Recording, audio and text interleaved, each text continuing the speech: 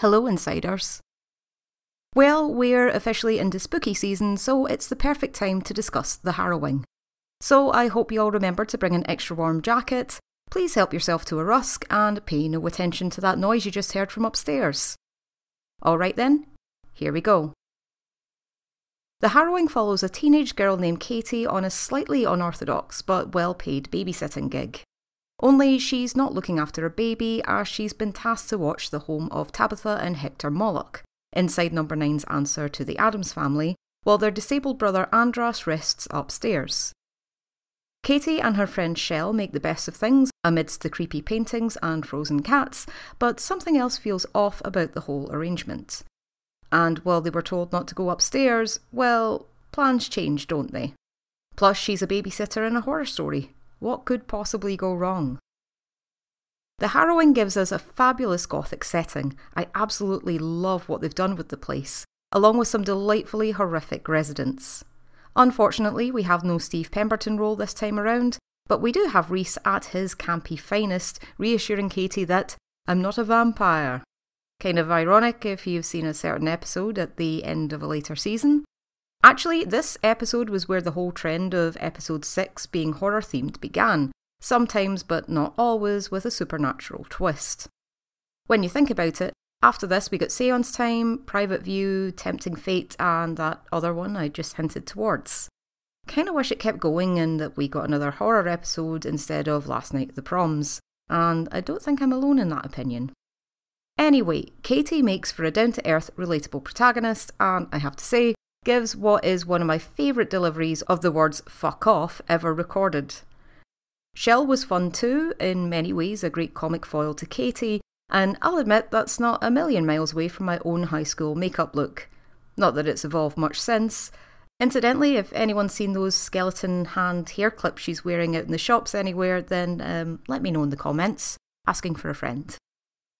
I will say, The Harrowing is actually a little hard to watch now when I remember that Helen McCrory is no longer with us. But I have to say, she is absolutely amazing here. Every line, every gesture, her entire presence is pure Hammer horror gold, and I'm here for every second of it. Her and Reese are a brilliant double act. Two twisted siblings that might just be kind of insane. There's a scene where they enter the room and Reese is playing the guitar that just kills me with laughter every single time. That same song was sung as a hymn at a friend's wedding once, and I somehow managed to keep a straight face. It was that "fuck me, it's a ghost" line from Macbeth all over again. So while I've been praising The Harrowing so far for its monster-style campiness and laugh-out-loud moments, I should note that this is also an excellent horror episode, and I thought the ending was absolutely terrifying. Number 4 in my most disturbing episodes list from many moons back, and it's possibly still on there somewhere even after 5 more seasons. I'm about to talk about the ending now, so if you haven't seen The Harrowing for yourself, then get out while you still can. But for those who want to stay, buckle up your Chessington for Old People stair lift, because we're about to head upstairs for some serious spoiler talk. Okay, so the ending is still horrifying. That thing creeping slowly towards the screen, croaking the word Mischief with a grin on its face. Holy shit, that was horrible. It's also a great example of how horror stays with you on the small screen, because it wasn't like I was leaving a cinema, finishing off some popcorn and chatting to a friend on the way home. No. It was nighttime, I watched this in my bedroom, and I had to turn off the light and try to go to sleep. I say try because that last scene had been burned right into my brain. And of course, I went and watched it by myself, didn't I? More fool me. Right, so that ending is scary to me on so many levels. The visuals, terrifying. The audio, can't even hear the word mischief anymore without shuddering. But the uncertainty, the implications, that might just be the worst part of all. The episode just stops right there, and we never learn what became of Katie, the Molochs, the demon Castiel, or Andras. Hell, even Shell would probably be an interesting character to follow afterwards, as she was basically indoctrinated into a cult while still in school and may or may not have helped to kill her best friend. Or worse. I mean, That's not exactly your normal teen goth hijinks, is it? Whatever happened to a cheeky underage snakebite in black? But back to Katie, as that's our main character. I talked about the ending and what might happen afterwards in an earlier video, but I'll just quickly summarise that for you again. Either there is a demon and Katie is possessed by him, there's no demon and Katie is being held hostage by crazy cultists and subjected to all manner of horrors, or Katie somehow escapes. Don't ask me how. But then it's hard to say if anyone will believe her, or if the demon Castiel then escapes to inflict his mischief upon the world. Or if Katie still gets her babysitting money. Asking the real questions here. It left me wondering a few things, like what was going to happen to Katie afterwards. Did the Molochs assume that she would be able to tame the demon enough so she could just go about her business for the next 50 years with a demon inside her? Or was she going to be confined to a freezing cold bedroom for the rest of her life? I mean, my boiler's knackered at the moment and it's been the bane of my existence, so I can't even imagine.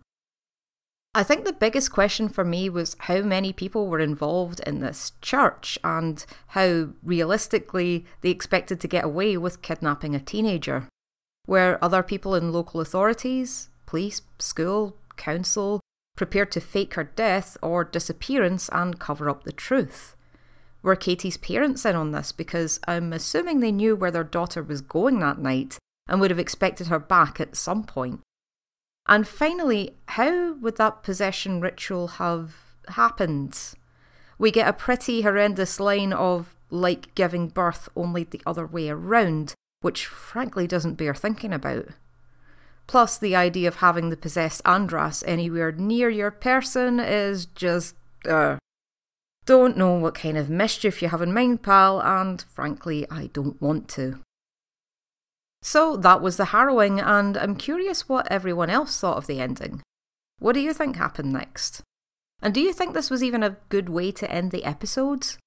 I've read some of the reviews from back when it was first broadcast, and some people didn't seem too keen on the creepiness and abruptness of it all. But I've always appreciated it. I think enjoy is probably not the best word for an ending that horrible, but as a horror fan, I loved it. And yeah, shame we didn't get Steve in this one, but I think Rhys did enough acting for the pair of them. Oh, and one last thing, whoever did the makeup effects for Andras is a genius because that whole get-up was just awful to look at.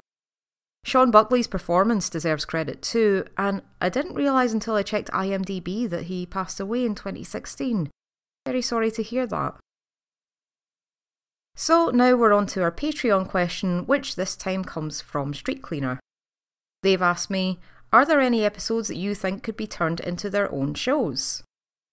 Now, I'm not sure if you're all aware of this already, but there actually was one episode that was considered by BBC execs to be a good pilot for a sitcom. That episode was Nana's Party, or at least the first version of it, and while I can see where they were coming from, I'm not too sure I'd want to see that play out over a full series. It's just wrapped up so well, and we've already learned so much about these characters in that half hour. Bear in mind the script was rewritten, so maybe it ended differently, and maybe there was more scope for a full series.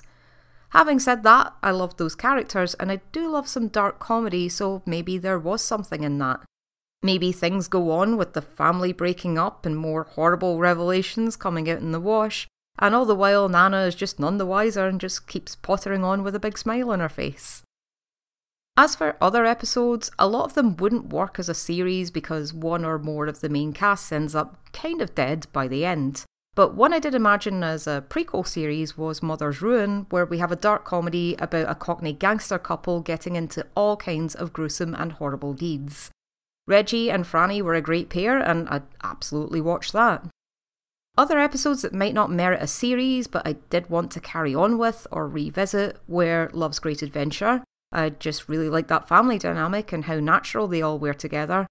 And The Devil of Christmas, where I thought we really were in for a follow-up set in the present day with the director on trial for his crimes. I mean, they got Derek Jacobi back and the episode was called How Do You Plead, so of course that's where my mind went.